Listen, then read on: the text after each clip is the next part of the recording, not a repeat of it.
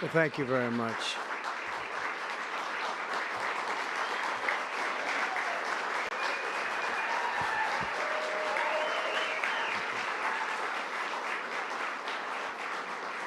Thank you very much, everyone. Today we take a very historic action that was 45 years in the making. In a few moments, I will sign an executive order to begin eliminating the Federal Department of Education once and for all.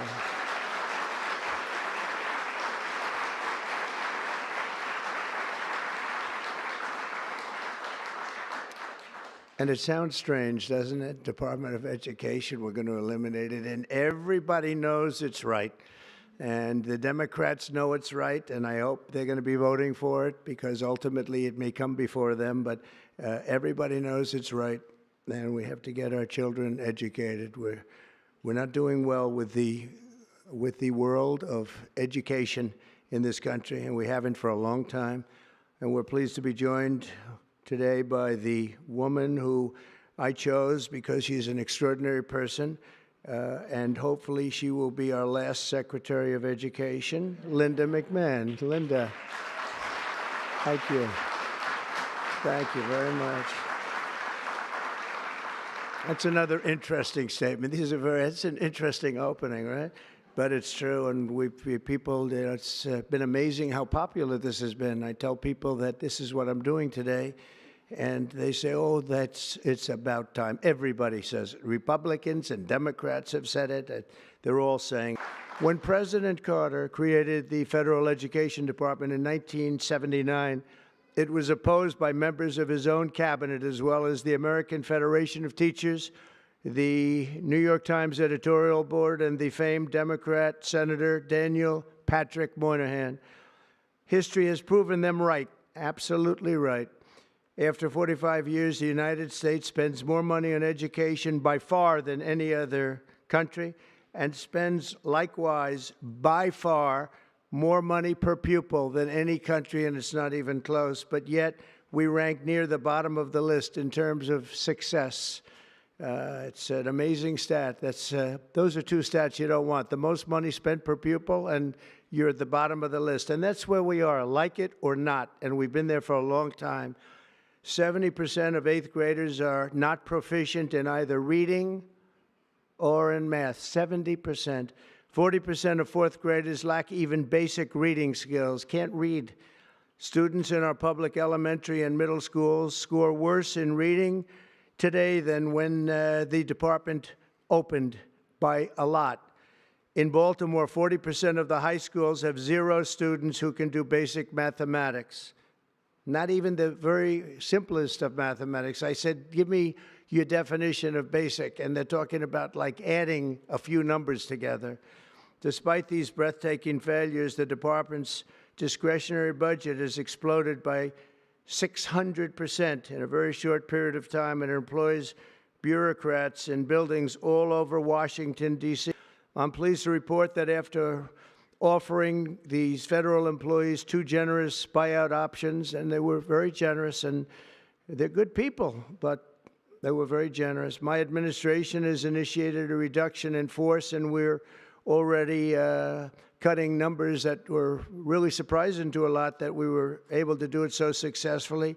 And we've cut the number of bureaucrats in half. 50% have taken office, which is great.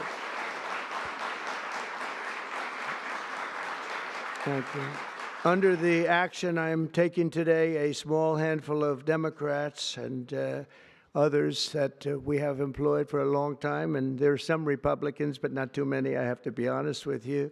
But the department's useful functions, and such as, and they're in charge of them, Pell Grants, Title I funding, resources for children with disabilities and special needs will be preserved, fully preserved. They're all going to be so. If you look at the Pell Grants, it's supposed to be a very good program, Title I funding, and resources for children with special disabilities and special needs. They're going to be preserved in full and redistributed to various other agencies and departments that will take very good care of them. And that's very important to Linda, I know, and it's very important to all of us. But beyond these core necessities, my administration will take all lawful steps to shut down the department. We're going to shut it down and shut it down as quickly as possible. It's doing us no good. We want to return our students to the States. You know, if you look, Denmark, Norway, Sweden, I have to tell you, I give them a lot of credit. China's top 10. We're going to be returning education very simply back to the States where it belongs, and this is a very popular thing to do, but much more importantly, it's a common sense thing to do, and it's going to work. Absolutely, it's going to work. I want to just make one little personal statement. Teachers, to me, are among the most important people in this country, and we're going to take care of our teachers. And I don't care if they're in the union or not in the union. That doesn't matter. But we're going to take care of our teachers, and I believe the states will take actually better care of them than they are taken care of right now. They'll work all sorts of systems and even merit systems. Those great teachers are going to be maybe a little bit better rewarded, or maybe that's the way it should be, but the states are going to make that decision. But we're going to love and cherish our teachers along with our children, and they're going to work with the parents, and they're going to work with everybody else, and it's going to be an amazing thing to watch, and it's really going to be something special. So this will conclude what we are talking about with respect to our most cherished group of people, and that's our children. We want to have our children well educated. We want them to love going to school. We have examples of it. Look at those beautiful, bright-eyed faces. They are so smart. They're so smart. And with that, I'm going to come down, and we're going to sign a very important document, and we're going to be on our way. People have wanted to do this for many, many years, for many, many decades. And I don't know, no president ever got around to doing it, but I'm getting around to doing it, so thank you very much.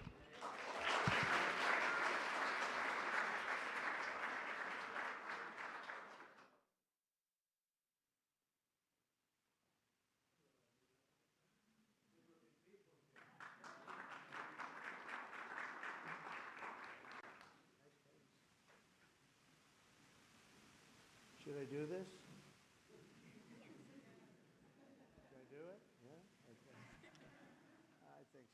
We have pens for you too, special pens.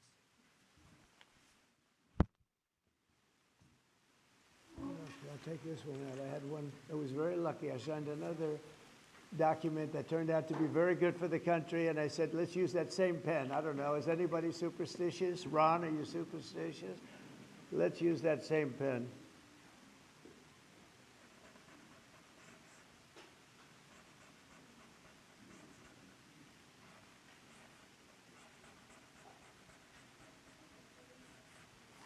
Okay.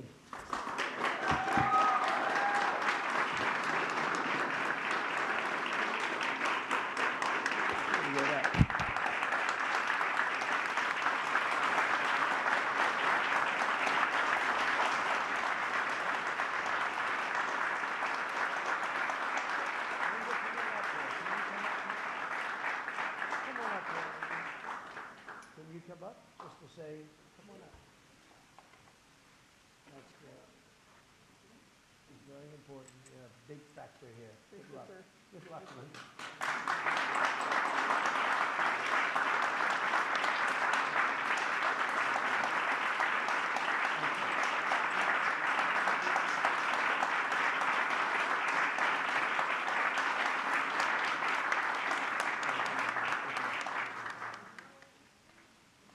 Thank you, everybody, very much. Good luck.